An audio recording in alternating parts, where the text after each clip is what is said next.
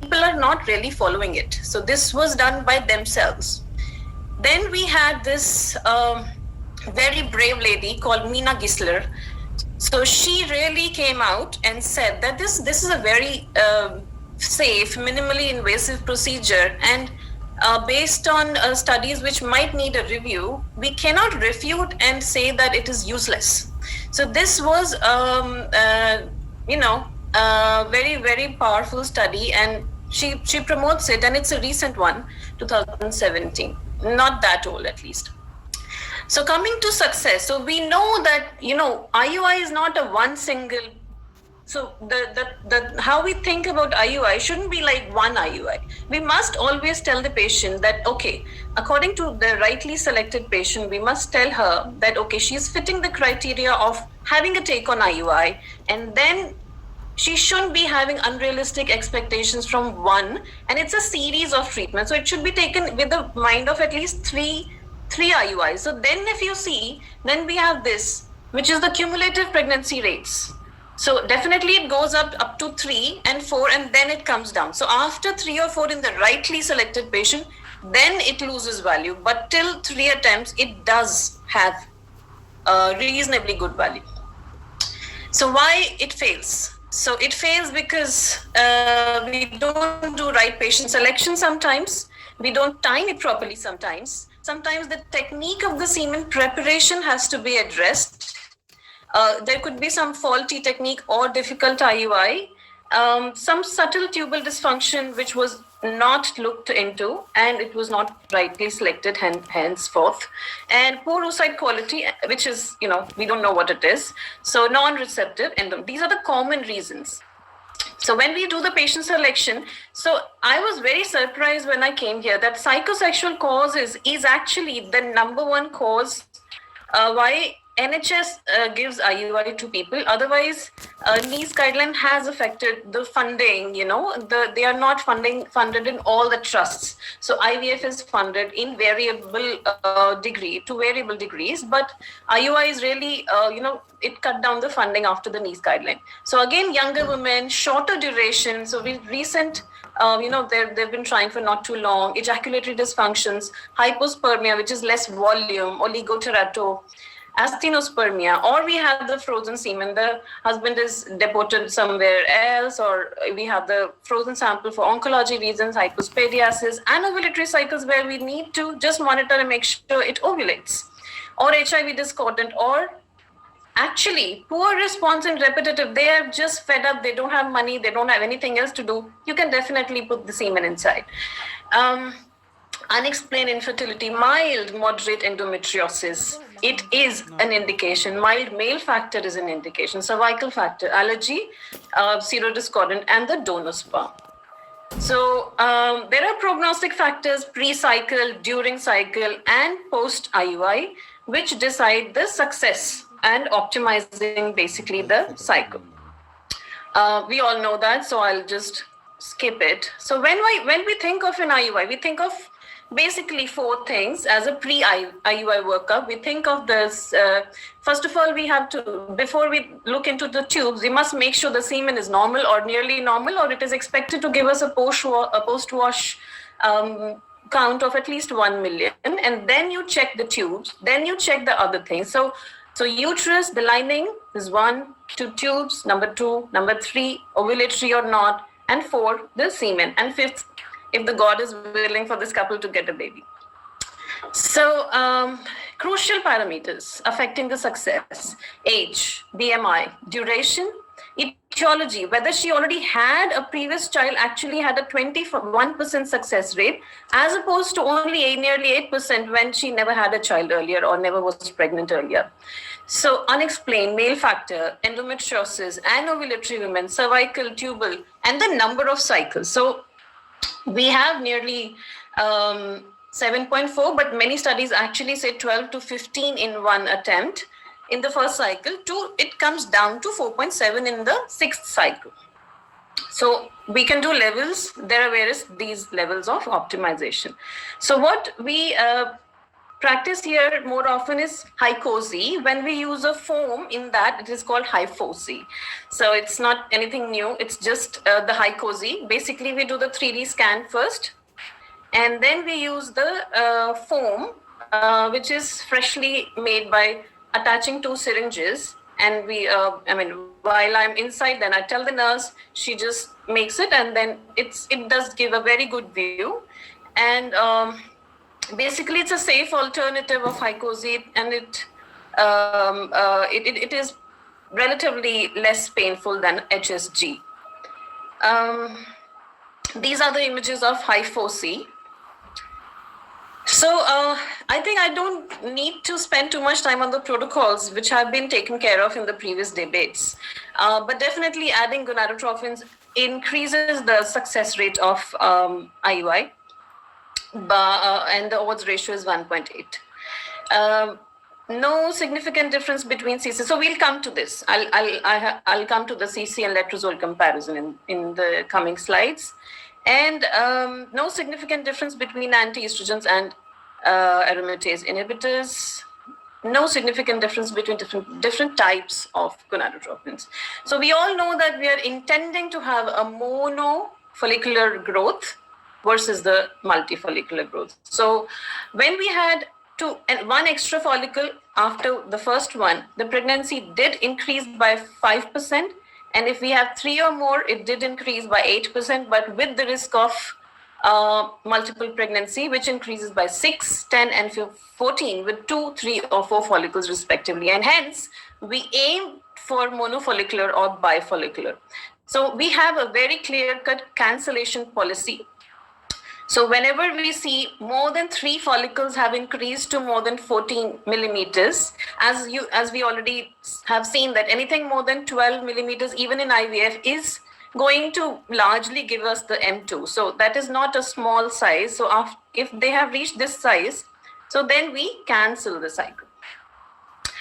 What happens if there is no recruitment after 5 days of the first initial treatment?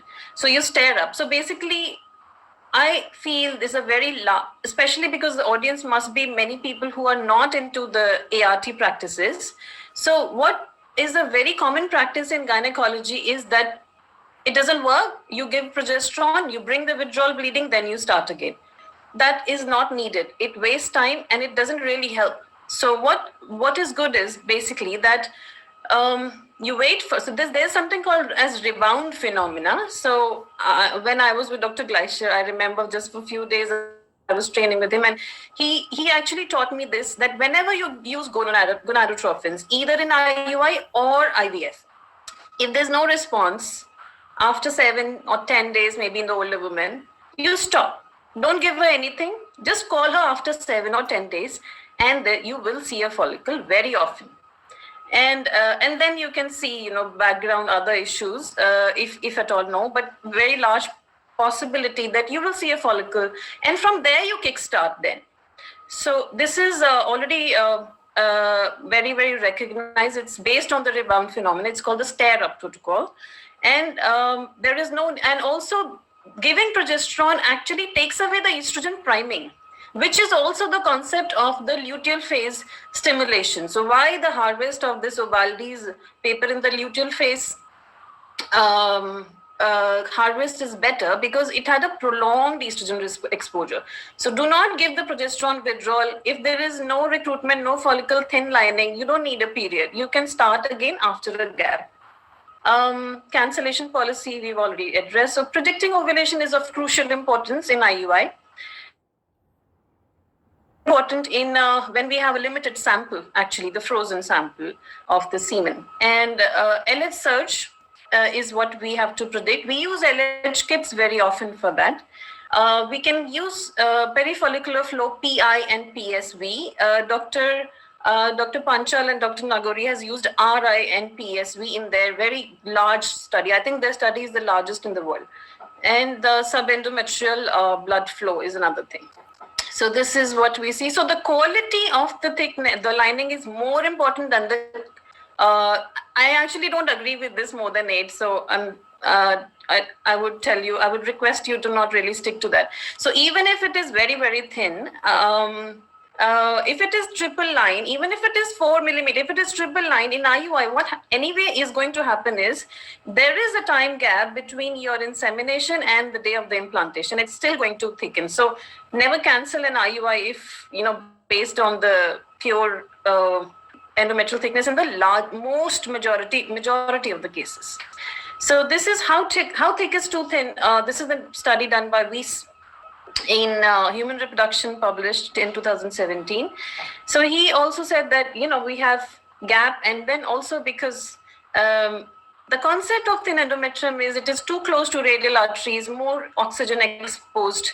But this oxygen exposure is taken care of easily by the in vivo embryos. So in vivo embryos are thought to be more resilient to the oxidative stress that comes with the thin endometrium.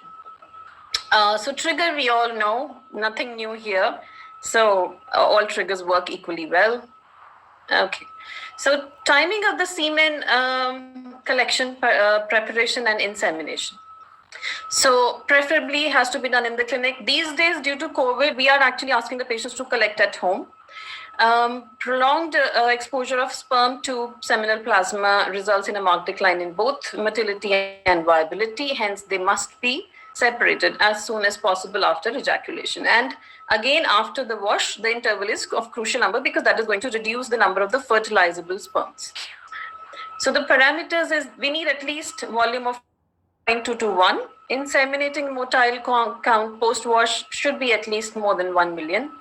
And more than 4%. I again would not stick to this morphology. Many andrologists believe even a morphology of even lesser percentage is okay for an IUI.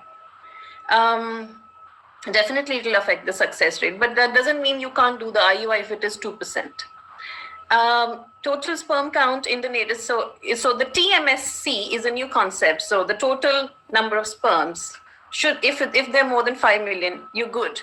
Total motility in the native sample more than 30%. While using these cutoffs, specificity was higher. So the conclusion is intrauterine insemination used for treating male factor infertility has little chance of success when the woman is older than 35. Number of motile sperms inseminated is less than 5 million, or the morphology is less than 30%. We all know we have various techniques these days. Swimmer also works well if the numbers is good, but density gradient has been acknowledged as the best. These days we also have microfluidics and MAX. Sperm morphology and number, this we have discussed. So also there is a very important thing, concept of consecutive ejaculate. Recently in ESHRE, Dr. Peter Schlegel also said the same. The abstinence that we usually tell the patient around 2 days, it's not really necessary. Also, if there is no good sample received in the first collection, immediately after that, if you ask the patient, the man to give a second sample, many times you'll be surprised that the second sample will be worth using. The timing. So the timing is having a crucial importance, and a lot of split data is going to come when we talk of 1 or 2, but we all know single IUI timed post-ovulation gives better CPR, the clinical pregnancy rate, when compared with the single pre-ovulation IUI for non-male fertility. So basically, single IUI is being practiced most commonly, and double IUI has a place where male factor is there. So there is a meta-analysis which takes all the studies together and says the odds ratio is 1.8. If you follow that, then we all must do double, but we don't do that. Why? Because there is one study in which the male factor, with the cause is the male factor, and there the OR is 4.6. So it skews the data. And otherwise, if you leave the male factor and look into all other studies, it is 1.2. It's not very significant. You can still do double if you want, but this is the data. So if it is a male factor, it does make sense to probably go for a double insemination, or Or even if you're going to consider IVF next time, so this is your last IUI, you can always do that. Sorry to interrupt you, doctor. You have 4 minutes left. All right, thank you. So the number of inseminations, the data is split, and we have discussed this just now. So always tell the patient to continue having sexual intercourse after you do IUI. This is very interesting, and this actually tells us that IUI has done a comeback. There are 3 or 4 Cochrane databases who actually were saying a different thing earlier, and recently they have created an update, and now they're saying different things. One of that was again Keshav's, the one he spoke about. So I'll come to that later maybe. But coming back to this, so this basically in 2012 said it mitigated the importance of the place of IUI in the practice. But the same group in 2020, in March, I think they were sitting in the couch and they read their own study and they created the update in the lockdown phase. So many people are creating an update of their own studies. So very interesting. So this is, so now they are accepting so this is the conclusion first, and this is the conclusion second. Now they are accepting a little bit, the language is changed, and now they're telling us in a way that IUI has a place. Okay, so older women, 40. So we all know that in older women, if you start IVF earlier, so 40 is not after real 40, it is after 38 years of age that they've taken in this study. So at that age, you can definitely quickly consider IVF based on, again, patient selection. But largely, definitely, you must switch on to IVF. Unilateral tubal blockage. So just to cut it short, if there is a unilateral tubal blockage with a proximal block, it is not that bad. So it is as good as the unexplained infertility, but the distal block is a bad block. So this is, and also similarly the distortion. If the distortion that has been caused more than 45 degrees, that will not give you a good result. Hysteroscopy, again, the same thing. They had previously they said something else, now they're saying something else. So, but that is good. It is good to correct our own things. So they said that hysteroscopy had a huge role earlier. Now they're saying, okay, no, maybe it doesn't improve that much. Similarly, actually, this is very shocking because when we were trained, that was a different time. So we used to remove all submucosal fibroids, but now even in that, the left is the previous and the right is the recent one. So even that may not, so hysteroscopic polypectomy may improve. So it doesn't clearly improves the pregnancy after the treatment. So letrozole versus CC.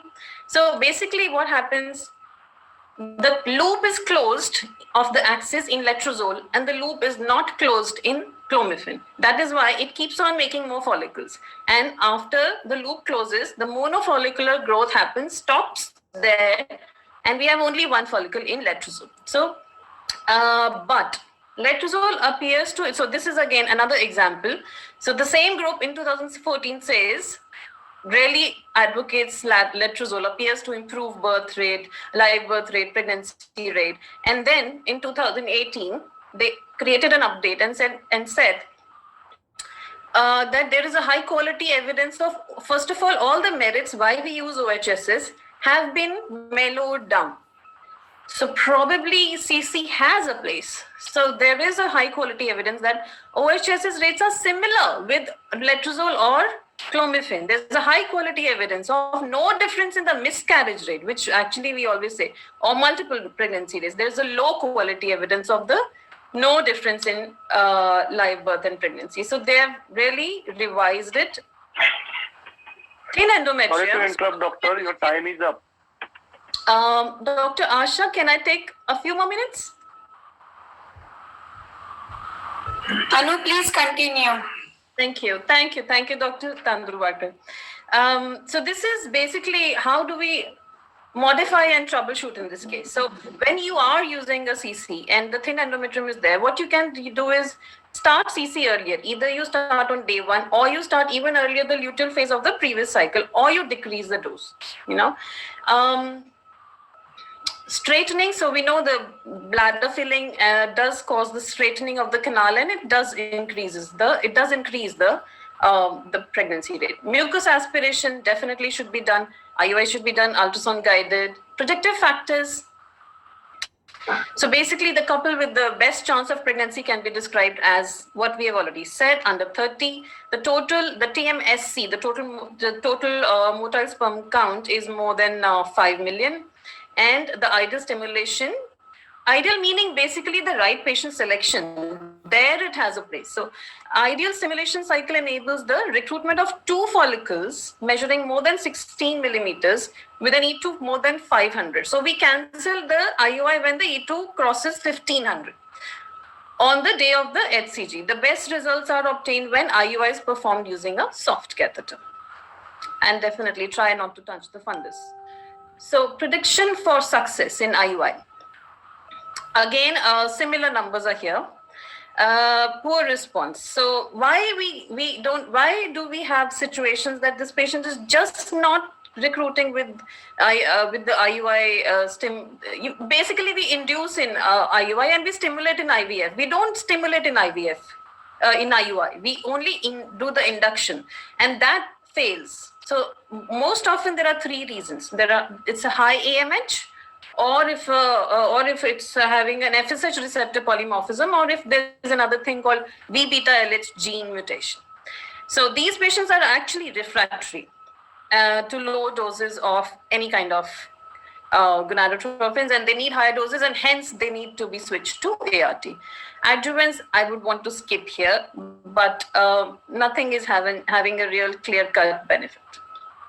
I would want to skip this because I think we have discussed this. So the conclusion is IUI should be considered as a first-line treatment option in the management of infertility, considering it's simple, non-invasive, and cost-effective, and definitely more patient-friendly over IVF. Thank you. Thank you, Anu. It was a wonderful talk. Thank you. I was really enjoying the way you brought out the controversies and conclusions regarding letrozole, hysteroscopy,